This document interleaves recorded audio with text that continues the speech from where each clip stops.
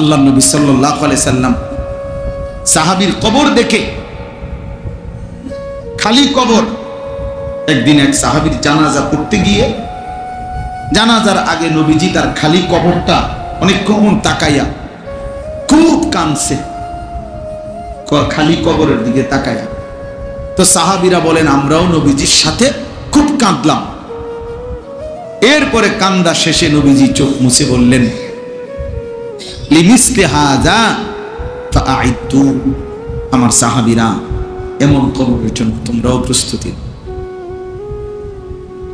প্রস্তুতি নাও, আইদু, রেডি হও সাহাবারা, এই নিশ্চিত এই কবর তোর কাছে তোমারে পৌঁছানোই হবে। জলজ্জান্ত মানুষ, হাসি খুশি মানুষটা পলকের মধ্যে নিস্তব্ধ হয়ে যায়। কি আশ্চর্য বিষয়। আমার মামি কিছুদিন আগে মারা গেছে। আমি মামির বড় মামি আমার জানাজা পড়তে গেছি, তখন আমার মনে পড়ছে, হায় মামি, আপনি আমার ছোটবেলায় ছাত্র জীবনে আমি খুব সিমের বিচি খাইতে পছন্দ করতাম, সিমের দানা। আমার মামি তরকারি রাঁধলে, সিমের তরকারি রাঁধলে সিম এগুলো আলাদা নিয়ে বাটিতে আবার একটা একটা করে দানা খুলতো, খুললা দানাগুলো খুইলা আমরা একসাথে মুঠ করে কত সময় মামি আমারে এই সিমের দানা দিছে, খাইতাম। তো সেই মানুষটা যাকে আমি চোখে দেখলাম এতদিন এতবার, সেই তিনি কবরে চলে গেছে। কি ব্যস্ততম জিন্দেগি ছিল, বড় সংসার ছিল, সব ছেড়ে চলে গেছে। এমনই তো। তাহলে মৃত্যু আমাদের জন্য নিশ্চিত যে আমাদেরকে থামায় দিবে। এই হাসি, এই কান্না, আনন্দ, বেদনা, দুঃখ, পেরেশানি, এই ছেলেরা তোমাদের জওয়ানি থামায় দিবে। তোমরা জানো না কে দেখে তোমাগরে সমস্ত চুলের ফ্যাশন, কোন ইবলিস ছাড়া, শয়তান ছাড়া কেউ দেখে। অনেক ছেলে আসছো, গায়ের মধ্যে বোঝা যায় গেঞ্জি গায়ে, খেলোয়াড়ের গেঞ্জি, ক্রিকেটের গেঞ্জি, সদর বদর আর কি গায়ে দাও, কি পড়ো, কি মুসলমান, কি মা বাপ, কিচ্ছু খবর। মুসলমানের আখলাক জিজ্ঞাসা করে, নামাজ পড়ছে কয়জন? এশার নামাজও পড়ে নাই, মাগরিবের নামাজও পড়ে নাই। এই নির্লজ্জ বেহায়া, এত বড় বেশরম কেমনে মসজিদে বইল? জিজ্ঞাসা করে যে তোর কলিজার মধ্যে একটা ভয় লাগলো না? আল্লাহর ঘরে কেমনে বসলি নাফরমান, সেজদা ছাড়া? তোর মা তোরে কোনোদিন নামাজের সবক দেয় না? বাবা তোমারে কোনোদিন নামাজের সবক দেয় নাই? এক মা বাপ সন্তানকে লালন পালন করছে, এই ছোটবেলায় এত আদর সোহাগ দিয়া বাচ্চাকে বড় করছে এক মা বাপ। 14 বছর 16 বছর বয়সে এই মা বাবা এই আশাই বড় করছে যে বয়ে বয়ে মোবাইল টিপবা, নারী দেখবা, ছবি দেখবা। হায় হায় জানোয়ার, এই জন্য তোর মা তোরে দুধ খাওয়ায় না। মায়ের দুধের কলঙ্ক, মায়ের রক্তের কলঙ্ক। তুমি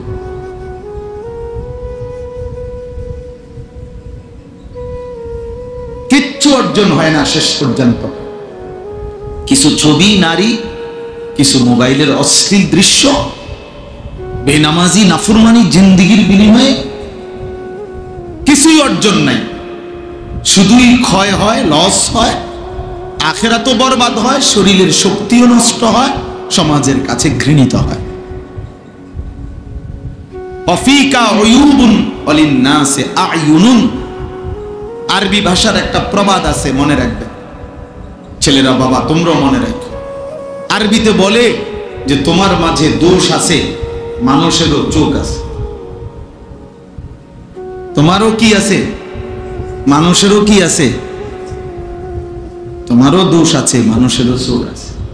অর্থাৎ মানুষ প্রত্যেকের ব্যাপারে একটা জিনিস মনে রাখবেন, সামনে কিংবা পিছনে প্রত্যেককে তার কর্মের ভিত্তিতেই মূল্যায়ন করে। সামনে বলতে পারুক বা না পারুক, পিছনে হইল আপনার কর্ম যেটা আপনার মূল্যায়ন হবে না, আপনি ওইটাই। আমনের সুদখোর আমনের মানুষে কইব মাশাআল্লাহ জোনায়েদ বাগদাদি নাও আয়ো মানুষে চিরা খায় আর আমনে ভাত খান। কথা বলেন না কেন? বাটপারের বুঝি মানুষে কইব বেটা জোনায়েদ বাগদাদি না, মানুষে বেউকুফ। হ্যাঁ, সেজদাওয়ালাকেও মানুষ চিনতে ভুল করে না, হারামখোর বাটপারকেও মানুষ চিনতে ভুল করে না। মানুষ রাতকে রাতই বলে, দিনকে দিনই বলে, আলোকে আলোই বলে, অন্ধকারকে কি বলে? অন্ধকারই বলে। এজন্য হারামখোর পাপী নাফরমান তোরে বেটা চরিত্রহীন ছেলে তোমরা যারা এ নারী দেখো, ছবি দেখো, মোবাইলে অশ্লীল দৃশ্য দেখো, এক ওয়াক্ত সেজদা দাও না, তোরে মানুষ বেটা কোনোদিনও সম্মানের চোখে দেখে না, তোরে হাইওয়ান জানোয়ারের এক আইটেম ছাড়া আর কিচ্ছু মনে করে না। হ্যাঁ, চলতে থাকো, যদি মনে করো জানোয়ারের পরিচয় নিয়েই, জানোয়ারের বৈশিষ্ট্য নিয়েই আমি সন্তুষ্ট, তো ঠিক আছে, চলো ভাইয়া চলো, অসুবিধা কি? ফাসাউফা তারা ইদিন কাশাফাল গুবার, খুব দ্রুতই দেখতে পাইবেন, অচিরেই দেখবে, অচিরেই ফয়সালা হয়ে যাবে। মৃত্যু এসে পার্থক্য করে দিবে, মৃত্যু এসে বুঝায় দিবে কোনটা ছিল করণীয়, কোনটা ছিল বর্জনীয়, কোনটা ছিল উচিত, কোনটা ছিল অনুচিত। আজ আমরা বুঝতেছি। এজন্য দোস্ত আমার, বাবা আমার, দয়া করে মেহেরবানি করে ভাবতে শিখে, ভাবতে শিখে। সারা পৃথিবী জুড়ে মুসলমানদের দুর্দশা, মুসলমানের উপরে জুলুম নির্যাতন, মুসলমানের রক্তে আল্লাহর জমিন ভাসতেছে। সামান্য অজুহাতে, ঠুনকো অজুহাতে মুসলমানকে নিশ্চিহ্ন করে ফেলা হচ্ছে। ফিলিস্তিন গাজাতে তো রক্তের বন্যা বইতেছেই, আবার আজকে 1-1.5 সপ্তাহ যাবত ভারতে এই হিন্দু বেঈমানরা তারা একেবারেই সামান্য অজুহাতে জম্মু কাশ্মীরের মধ্যে একজন হিন্দু অফিসারকে সন্ত্রাসীরা হত্যা করছে। এই ইস্যুটাকে সাথে নিয়ে এটাকে বড় করে হামলা করছে সন্ত্রাসীরা কিছু পর্যটকের উপরে। সেটা তো নির্দিষ্ট বিচার হবে, সন্ত্রাসীকে ধরা হবে, অপরাধীকে ধরা হবে, কিন্তু এই অপরাধীকে ধরার কোনো নাম গন্ধ নাই। পুরা কাশ্মীরে লক্ষ লক্ষ মুসলমানের উপরে, বাকি পুরা ইন্ডিয়ায়, গুজরাট সহ ইন্ডিয়ার লাখ লাখ মুসলমানের বাড়ি ঘর ভাঙ্গা সমান করে ফেলছে। জানেন, এখানে সন্ত্রাসী ধরার নাম নাই। পাকিস্তানকে পুরা অস্ত্রের হুমকি, মকিয়ের লগে কি পাকিস্তানের সাথে যুদ্ধের মুখোমুখি। আশ্চর্য, এই ইস্যুকে কেন্দ্র করে। এই জন্য বললাম ভাই, বেঈমান সর্বদা চেষ্টা করে কোনো না কোনো ছোট্ট অজুহাতে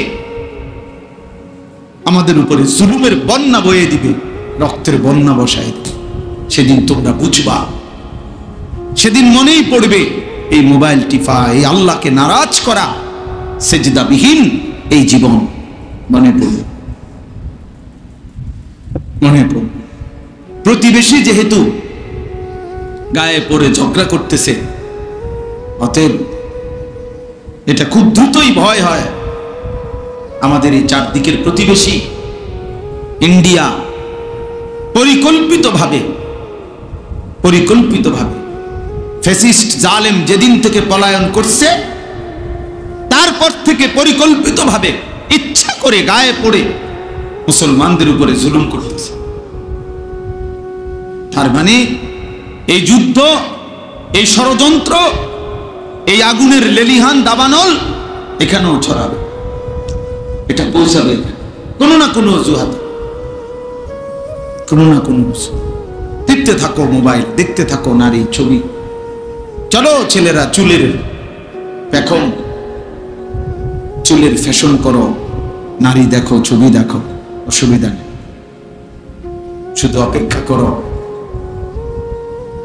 আল্লাহর আযাব কখন আসবে, আল্লাহর আযাব কখন আসবে। সময় গুনতে থাকে, সময় গুনতে থাকে। সবাই বেখবর, আমরা সবাই বেখবর। আমাদের বাবা, আমাদের মা, আমাদের অভিভাবকরাও বেখবর, সবাই ব্যস্ত। কি নিয়ে ব্যস্ত বুঝি না আমি। ছেলে নামাজ পড়ে না, বাবা মেয়ে পর্দা করে না, স্ত্রী পর্দা করে না, ঘরে নর্তকীর নাচ গান চলতেছে, ছেলের হাতে মেয়ের হাতে মোবাইল, সারা রাত নাচ গান দেখতেছে। এবারে কি সংসার করে, কি করে আমি বুঝি না। এবারে এই অপদার্থ বাপ, তুমি বেটা করোটা কি? তোমার পোলাটাও নামাজ পড়ে না, তোমার মেয়েটাও পর্দা করে না, তোমার বউটাও পর্দা করে না, তোমার ঘরে রঙিন টেলিভিশনে নর্তকী নাচে, তো তুমি অপদার্থ কি সংসার করো রে? কিতা করো রে তুমি?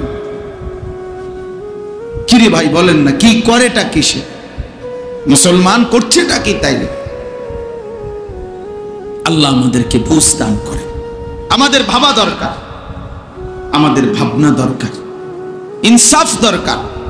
আমরা নিজের হাতে আমাদের উপরে মুসিবত টেনে আনতেছি।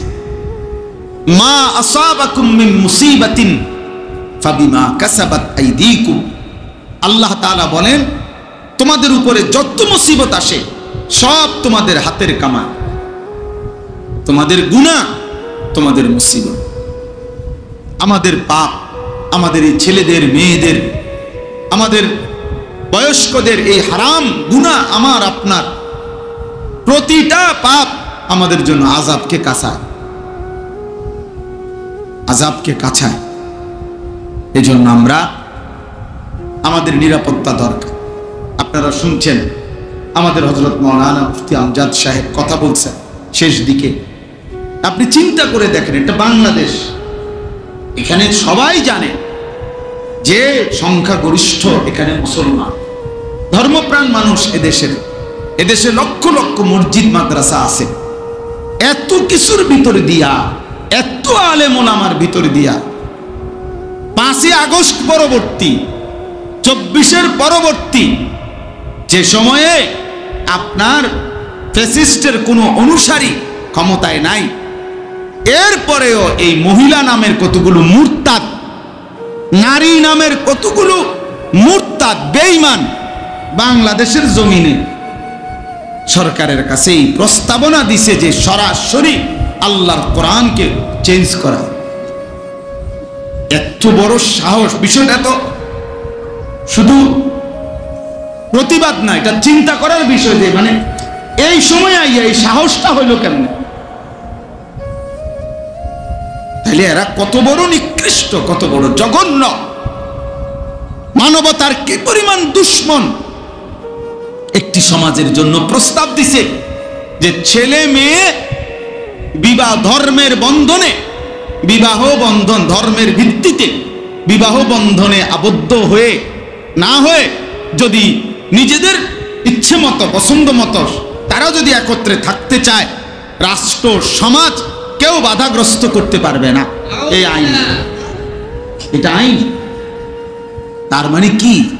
ছেলে মেয়ে যেখানে মন চায় কুত্তার মতো শুয়ে লাইব, যার যেখানে মন চায়। এই সমাজ টিকবে তো? তাইলে যৌনকর্মী, বেশ্যা, পতিতা পৃথিবীর ইতিহাসে, মানবতার ইতিহাসে কোন জায়গায় একেবারে সামান্যতম মনুষ্যত্ব যার মধ্যে আছে, তারা এটা একটি জঘন্য অপরাধ, নারীর এই অসভ্যতা, কোন নারী দেহ বিক্রি করা, নাউজুবিল্লাহ। এই মুরতাদরা, এই নারী সংস্কার কমিশনের এই মুরতাদগুলো প্রকাশ্যে প্রস্তাবনা লিখছে যে এই যৌনকর্মী, বেশ্যা, পতিতাকে রাষ্ট্রীয়ভাবে শ্রমিক হিসাবে স্বীকৃতি দিতে হবে। এরা শ্রমিক, এরা ওয়ার্কার। আপনি চিন্তা করছেন এই সমাজ কোথায় গিয়ে পৌঁছে? অর্থাৎ ছেলেদেরকে, মেয়েদেরকে প্রকাশ্যে আমন্ত্রণ জানাইছে, তোমরা আরেকটু সবর করো, তোমাদের অবাধ জিনা ব্যভিচারের জন্য একদম প্রকাশ্য ব্যবস্থা করে দিচ্ছি, আরেকটু সবর করো, আরেকটু সবর করো। তাইলে ভেবে দেখেন, পিছনে বেঈমানের মদদ, কাফের মুশরিকদের মদদ ছাড়া তারা এটা করতে পারে? তাহলে আমরা কোথায় আছি? আমাদের এত মসজিদ, এত মাদ্রাসা, এত আজান, আমরা এত বিপুল পরিমাণ মুসলমানের সামনে দাঁড়াইয়া আল্লাহর কোরআনের বিরুদ্ধে এত বড় কথা বলতে পারা, এই সাহস এই বেঈমানরা কোথায় পাইল? বলে গত 2 দিন আমি উত্তরবঙ্গ ছিলাম, কুড়িগ্রাম, লালমনিরহাট, দিনাজপুর, গাইবান্ধা, 4 জেলা সফর করছি, বয়ান করছি। সেখানে নিজ চোখে দেখছি প্রকাশ্যে একেবারে খোলামেলা ওপেন আপনার খ্রিস্টানরা মুসলমানদেরকে খ্রিস্টান বানাচ্ছে। কসম আল্লাহ, শুধু দিনাজপুর জেলায় 793টা গির্জা আছে, একটা জেলা বাংলাদেশে খ্রিস্টানদের গির্জা, একটি জেলায়। সব মানুষগুলোকে অভাব, দারিদ্রতা, এই ভয় প্রলোভন দেখায় নির্দিষ্ট মাসিক ভাতা, বিভিন্ন ভাতা, টাকা পয়সা দিয়ে প্রকাশ্যে। আমি এমন একজন ব্যক্তির সাথে দেখা করছি, আর অনেকের সাথে 2 দিনে এই কাজেই গেছিলাম। এমন ব্যক্তিকে দেখছি, কসম বিশ্বাস করেন, আমি নিজে কথা বলছি ওই লোকের সাথে। এই লোক একটি মসজিদে ওইখানে 7 বছর জুমা পড়াইছে, জুম্মার খতিব, সে প্রকাশ্যে খ্রিস্টান। আল্লাহর কসম। কুড়িগ্রাম, ভাবতে পারেন তোমরা ছেলেরা, আমাদের মাতৃভূমি তো বেটা, অরক্ষিত বেটা, কিসের উপরে তোমরা এই ফ্যাশন করতেছ? কিসের উপরে মোবাইল টিপতেছ? কে তোমা করে এত সুখ তুম করে কে দিল? এত নিরাপত্তা তোমা করে কে দিল? বাপের কয়দিনের বিদেশের টাকা, সংসারের কিছু টাকা পয়সাকে এইভাবে অনাদরে, অবহেলা শেষ করে দিচ্ছে।